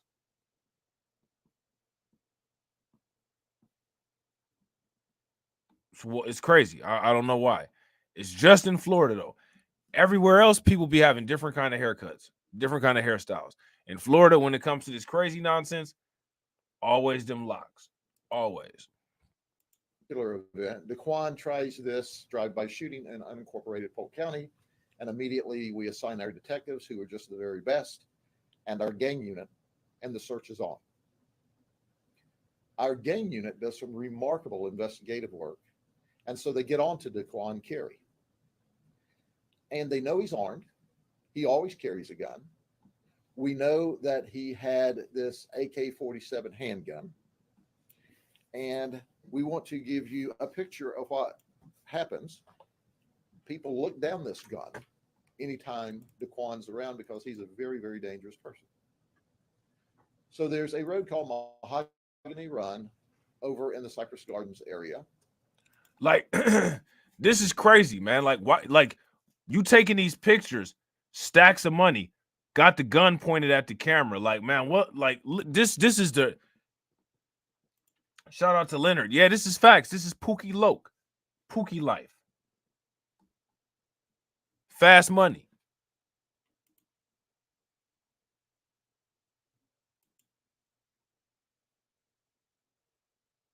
Like, this is wild, man. And our gang detectives, while on surveillance, see Daquan. And at that point in time, they go to arrest him. And Daquan does what Daquan does. He resists. And they had to fight him down. They got him handcuffed last night. And in his right front pocket was a 9mm handgun. We're fortunate that he didn't try to pull that handgun on our deputies. Daquan's fortunate that he didn't pull that handgun on our deputies. If he had, we would have shot him to pieces because we know he's very dangerous. We suspected he had a gun, but fortunately for us, but more fortunately for him, he didn't try to pull that gun on us, but he had it when we were fighting him down. He's locked up right now. Okay, here's what I want to tell the community. Daquan is locked up. He's not going anyplace. He's charged with attempted first-degree murder. He's charged with a drive-by shooting and shooting into an occupied vehicle. He shot into the girlfriend's car. As a result of the drive-by, obviously, Burgess wasn't hit. But now come forward and help the Winter Haven Police Department identify and deal with these 5 or other 4 folks that are remaining from this attack inside a Publix during the middle of the afternoon when people are trying to shop. Police department needs your help. We're a little short of what I call good witnesses for that particular investigation. Now, when he says, quote unquote, good witnesses for that investigation, what does he mean?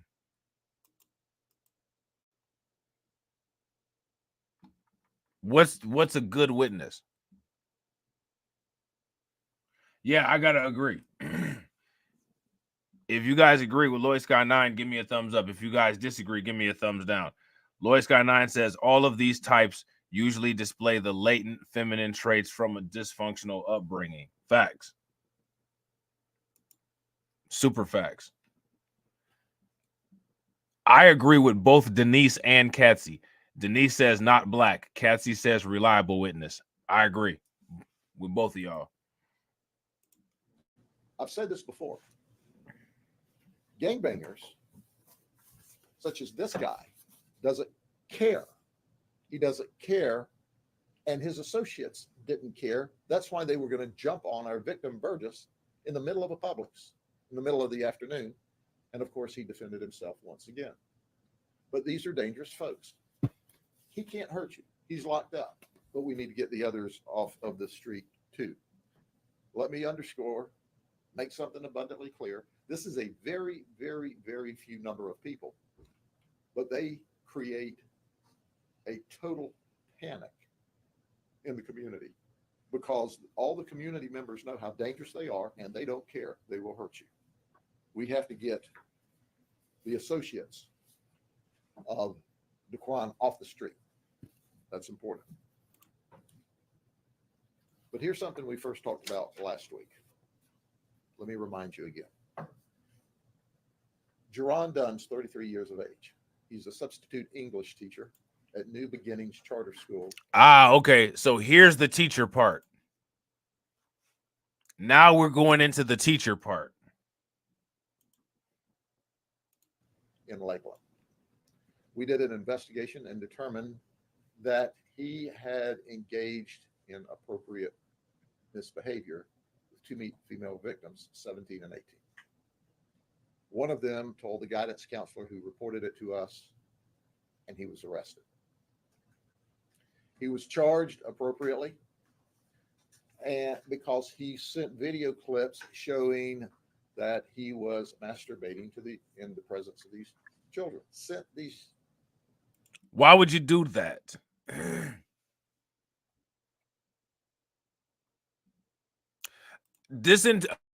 I should change the title of this episode of Crimecast to the "Why Would You Do That" episode.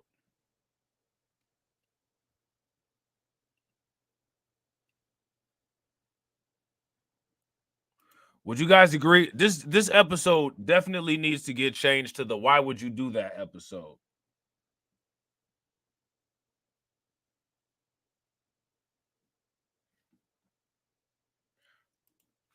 Yo, are you guys able to hear the audio on the video okay?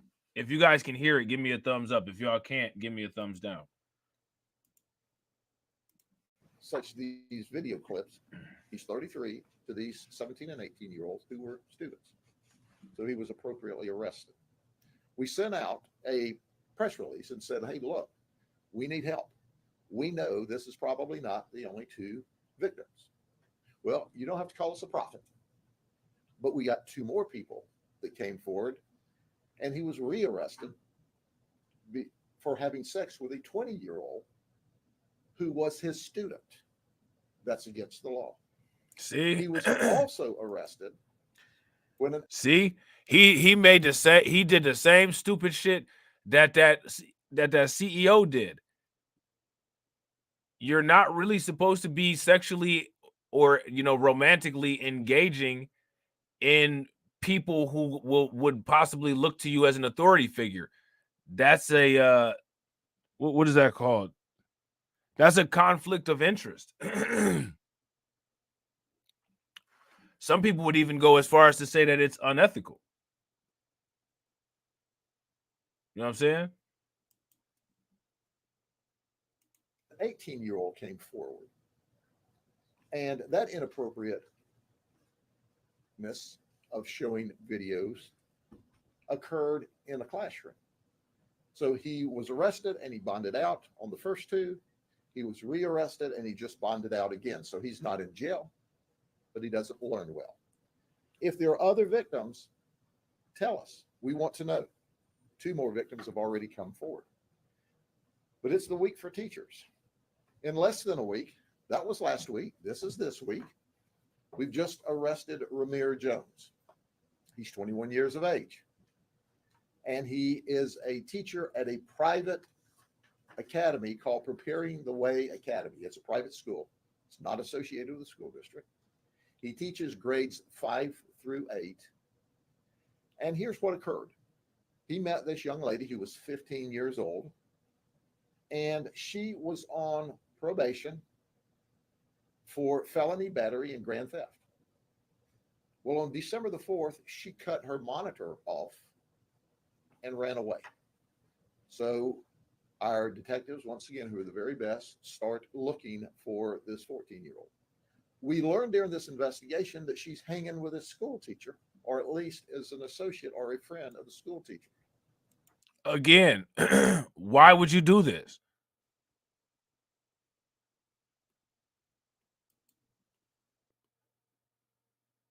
Why would you do this? What the people that we're watching have all done,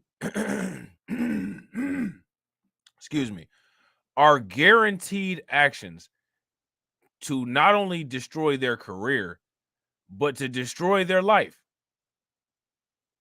And they've consciously made these decisions and followed through on them.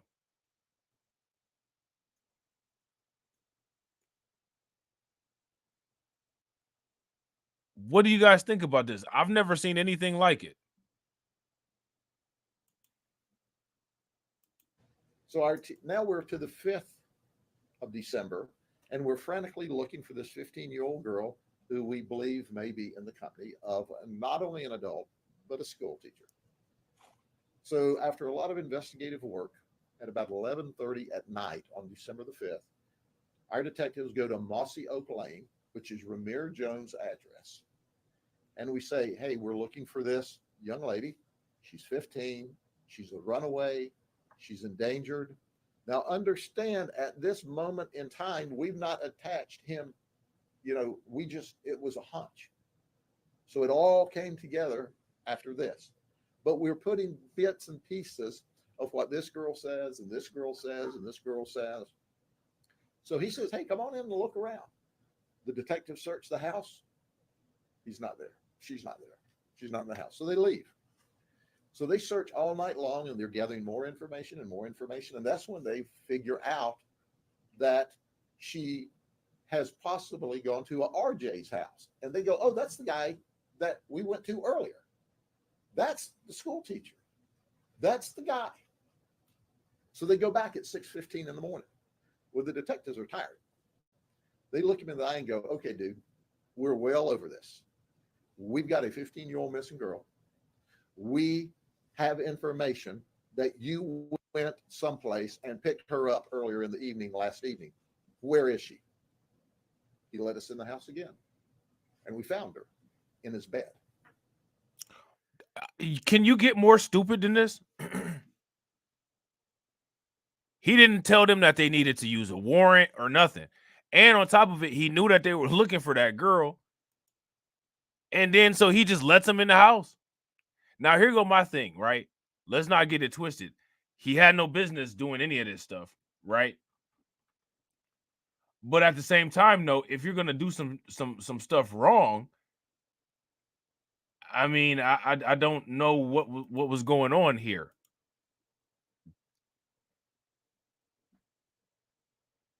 Yeah, he's done. Facts. And shout out to Black Spider. Perversion is a hell of a drug. Sneaky, dangerous perverts. Facts. He's done. If y'all agree with Lloyd Scott 9, give me a thumbs up. If y'all disagree, give me a thumbs down. That's big facts, bro. He's a rap. And he did all this on his own. Yeah, we need to search the premises. Yeah, come right on in. I mean, he may as well just told her. Sounded like, bruh, man, she upstairs. You know what I'm saying? Like, what? Why would you do that? Yeah, we're looking for this. We're looking for this missing person. She upstairs. You know what I'm saying?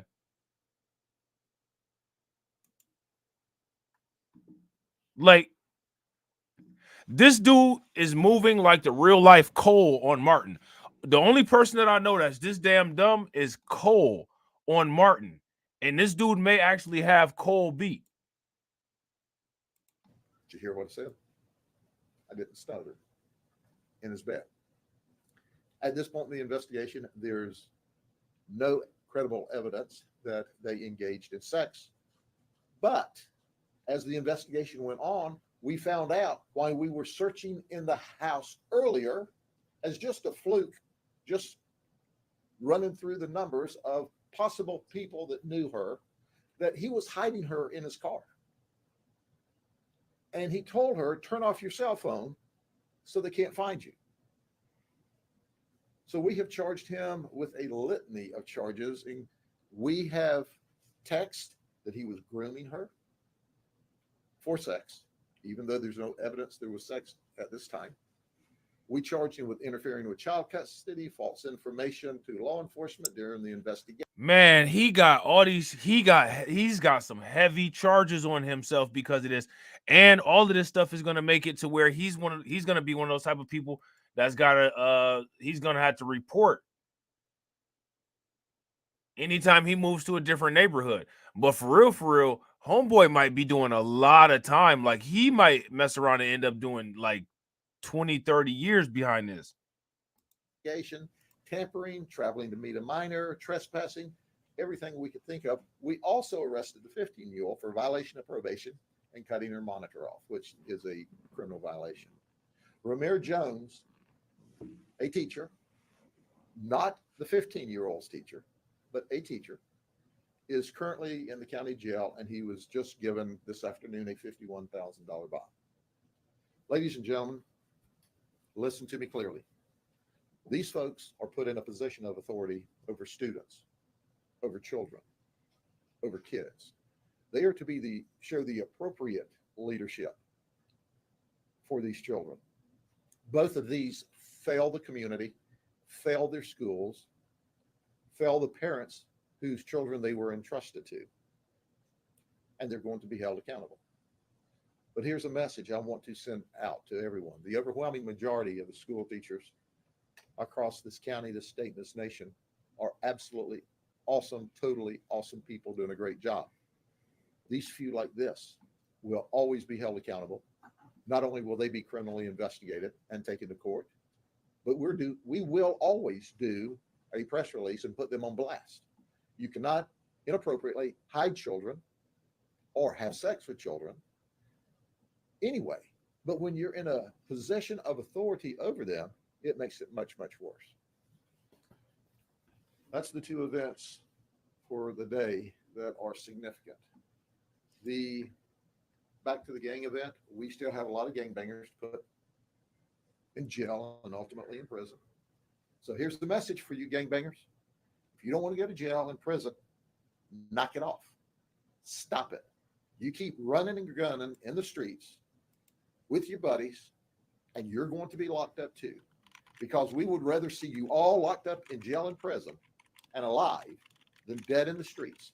And if you stay after each other long enough, you'll all be shot down in the street. We've already had 2 deaths that we know of as a result of this particular event, and it's not acceptable. Anything else? So that's it, man. That's it. Very, very crazy